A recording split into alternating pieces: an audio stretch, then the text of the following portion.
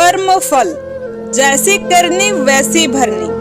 बेटा बनकर, बेटी बनकर, दामाद बनकर और बहू बनकर कौन आता है जिसका तुम्हारे साथ कर्मों का लेना देना होता है। लेना देना नहीं होगा तो नहीं आएगा। एक फौजी था, उसकी माँ नहीं, बाप नहीं, शादी नहीं, बच्चे नहीं, भाई नहीं, बहन नहीं, अकेला ही कमा कमा के फौज में जमा करता जा रहा था। तो थोड़े दिन में एक सेठ जी जो फौज में माल सप्लाई करते थे, उनसे उनका परिचय हो गया और दोस्ती हो गई। सेठ जी ने कहा, जो तुम्हारे पास पैसा है वो उतने की उतने ही पड़ा है, तुम मुझे दे दो, मैं कारोबार में लगा दूं तो पैसे से पैसा बढ़ जाएगा, इसलिए तुम दे दो। फौजी ने सेठ जी का पैसा दे दिया। सेठ जी ने कारोबार में लगा दिया। कारोबार उनका चमक गया, खूब कमाई होने लगी, कारोबार बढ़ गया। थोड़े ही दिन में लड़ाई लग गई। लड़ाई में फौजी घोड़ी पर चढ़कर लड़ने गया। घोड़ी इतनी बदतमीज थी कि जितनी जोर जोर से लगाम खींचे उतनी ही तेज भागे। खींचते खींचते उसके गलफर तक कट गए, लेकिन वो दौड़कर दुश्मनों के गोल में जाकर खड़ी हो गई। दुश्मनों ने वार किया, फौजी भी मर गया, घोड़ी भी मर गई। अब सेठ जी को मालूम हुआ कि फौजी मर गया तो सेठ जी बहुत खुश हुए कि उसका कोई वारिस तो है नहीं, अब ये पैसा देना किसको। अब मेरे पास पैसा भी हो गया, कारोबार भी चमक गया, लेने वाला भी नहीं रहा। तो सेठ जी बहुत खुश हुए। तब तक कुछ ही दिन के बाद सेठ जी के घर में लड़का पैदा हो गया। अब सेठ जी और खुश कि भगवान की बड़ी दया है, खूब पैसा भी हो गया, कारोबार भी हो गया, लड़का भी हो गया, लेने वाला भी मर गया। सेठ जी बहुत खुश हुए। वो लड़का होशियार था, पढ़ने में समझदार था। सेठ जी ने उसे पढ़ाया लिखाया। जब वह पढ़ लिख कर बड़ा हो गया तो सोचा कि अब ये कारोबार संभाल लेगा, चलो अब इसकी शादी कर दे। शादी करते ही घर में आ गई बहू रानी, दुल्हन आ गई। अब उसने सोचा कि चलो बच्चे की शादी हो गई, अब कारोबार संभालेगा। लेकिन कुछ दिन में बच्चे की तबीयत खराब हो गई। अब सेठ जी डॉक्टर के पास, हकीम के पास, वैद्य के पास दौड़ रहे हैं। वैद्य जी जो दे रहे हैं, दवा खिला रहे हैं और दवा असर नहीं कर रही। बीमारी बढ़ती ही जा रही, पैसा बर्बाद हो रहा है और बीमारी बढ़ती ही जा रही है। रोग कट नहीं रहा, पैसा खूब लग रहा। अब अंत में डॉक्टर ने कह दिया कि लाइलाज मर्ज हो गया, इसको अब असाध्य रोग हो गया, ये बच्चा 2-3 दिन में मर जाएगा। डॉक्टरों के जवाब देने पर सेठ जी निराश होकर बच्चे को लेकर रोते हुए आ रहे थे। रास्ते में एक आदमी मिला।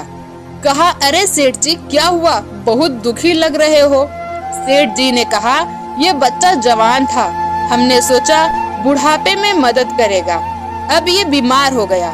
शादी होते ही हमने इसके लिए खूब पैसा लगा दिया, जिसने जितना मांगा उतना दिया, लेकिन आज डॉक्टर ने जवाब दे दिया, अब ये बचेगा नहीं, असाध्य रोग हो गया, लाइलाज मर्ज है, अब ले जाओ, घर 2-3 में मर जाएगा।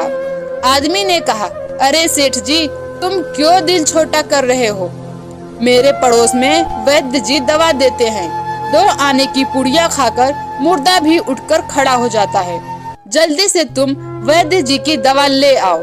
सेठ जी दौड़कर गए, 2 आने की पुड़िया ले आए और पैसा दे दिया। पुड़िया ले आए, बच्चे को खिलाई, बच्चा पुड़िया खाते ही मर गया। बच्चा मर गया। अब सेठ जी रो रहे हैं, सेठानी भी रो रही है और घर में बहुरानी और पूरा गांव भी रो रहा। गांव में शोर मच गया कि बहुरानी सेठ की कमर जवानी में टूट गई। सब लोग रो रहे हैं। तब तक एक महात्मा जी आ गए। उन्होंने कहा, भाई क्यों रोना धोना। लोग बोले, इस सेठ का एक ही जवान लड़का था, वो भी मर गया, इसलिए सब लोग रो रहे हैं, सब दुखी हो रहे हैं। महात्मा बोले, सेठ जी रोना क्यों। सेठ महात्मा, जिसका जवान बेटा मर जाए वो रोएगा नहीं तो क्या करेगा। महात्मा, तो आपको क्यों रोना? सेठ, मेरा बेटा मरा तो और किसको रोना? महात्मा, और उस दिन तो आप बड़े खुश थे। सेठ, किस दिन? महात्मा, फौजी ने जिस दिन पैसा दिया था। सेठ, हाँ, कारोबार के लिए पैसा मिला था तो खुशी तो थी। महात्मा, और उस दिन तो आपकी खुशी का ठिकाना ही नहीं था। सेठ, किस दिन? महात्मा, अरे जिस दिन फौजी मर गया, सोचा कि अब तो पैसा भी नहीं देना पड़ेगा।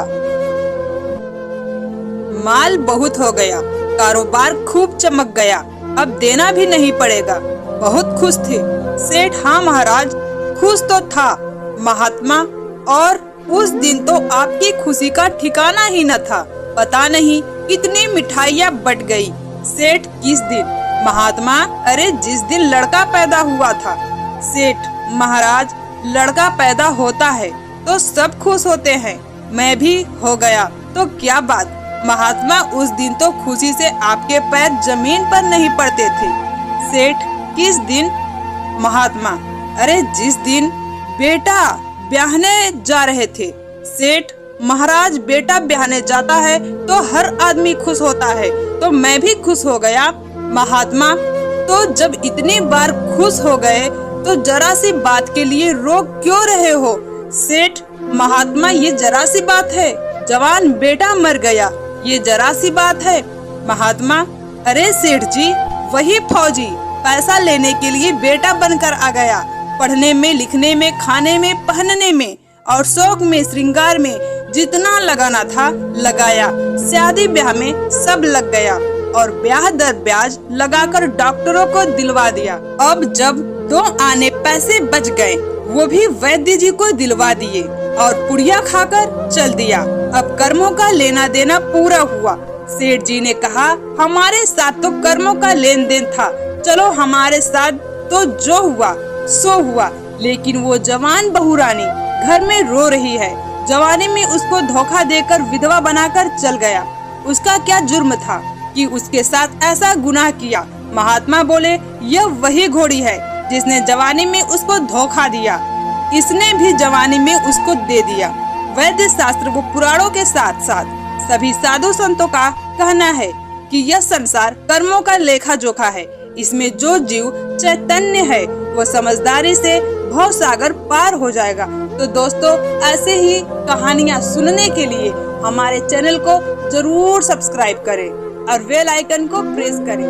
धन्यवाद।